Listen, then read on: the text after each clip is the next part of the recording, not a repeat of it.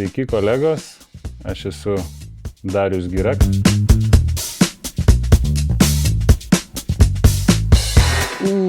Aš taip įsivaizduoju, kad yra kažkas panašaus į kabelį. Galima prisikabinti prie kelio, taip žinai, čia kabliukas. Raktas toks pakabukas, jo, kad nepamestum. Kad nepamestum. Konkrečiai šita dalis yra skirta vykdant kabelio įtraukimo darbus, kad būtų galima ištraukti kabelį per apsauginius vamzdžius. Dar viena kabelio dalis.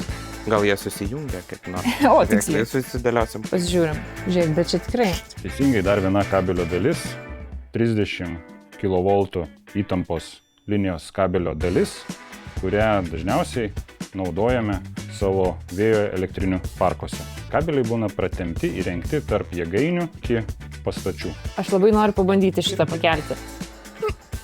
Ne, gal tu bandyk. Bandom kartu. Ok. Plyta. Cemento gabalas. Čia gal ką nors Su statė. kažkokiu žymėjimu. Ir žinai, kaip kapsulės įkasa ar dar ką nors. Wow. Gal Aiškiau. galiojimo laikas? Ne. Dar vienas įdomus egzempliorius betonavimo darbų vykdymo metu yra imami mėginiai iš kiekvieno betonvežio, kiekvieno automobilio, padaromos tokios formos, tokie kubeliai, kurie yra saugojami iki 28 kalendorinių dienų. Po to yra atliekami stiprumo bandymai, juos tiesiog gniuždant. Mes turim dar vieną objektą, nežinau, ar tai mums padės, bet... Lala. Hanteliukas. Žiūrėk, čia sukasi. Kokio dydžio rakto reikia atsukti šitai veržlytei? Vėjo elektrinės surinkimui naudojamas varžtas apie 6 cm skersmens.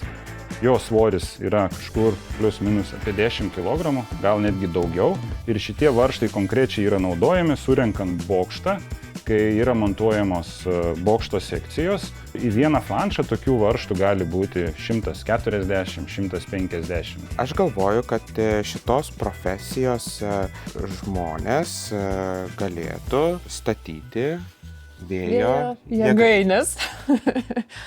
Vėjo jėgainių inžinieriai. Inžinierius. Tai antžeminio vėjo jėgainių statybų inžinierius arba vadovas.